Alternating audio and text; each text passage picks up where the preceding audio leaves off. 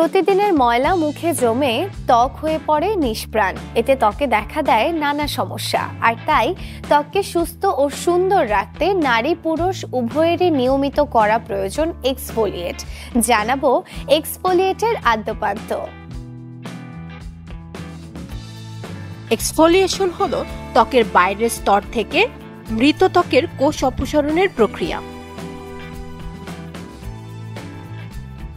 ব্যস্ততার জন্য অনেকে নিয়মিত ত্বকের যত্ন নিতে পারেন না। এছাড়া আবহাওয়া ও পরিবেশ দূষণ সবকিছু মিলিয়ে ত্বকের গভীরে জমতে থাকে ময়লা, ফলে দেখা দেয় ত্বকের নানা সমস্যা। তাই ত্বককে সুস্থ রাখতে নিয়মিত এক্সফোলিয়েট করা প্রয়োজন। মূলত এক্সফোলিয়েশন দু ধরনের হয়, প্রাকৃতিক দানাদার উপাদান ও কেমিক্যাল এক্সফোলিয়েশন। তবে চিনি, কফি, ময়দা, চালের গুঁড়ো সহ প্রাকৃতিক উপাদান ব্যবহারে ত্বক এক্সফোলিয়েট করাই শ্রেয়।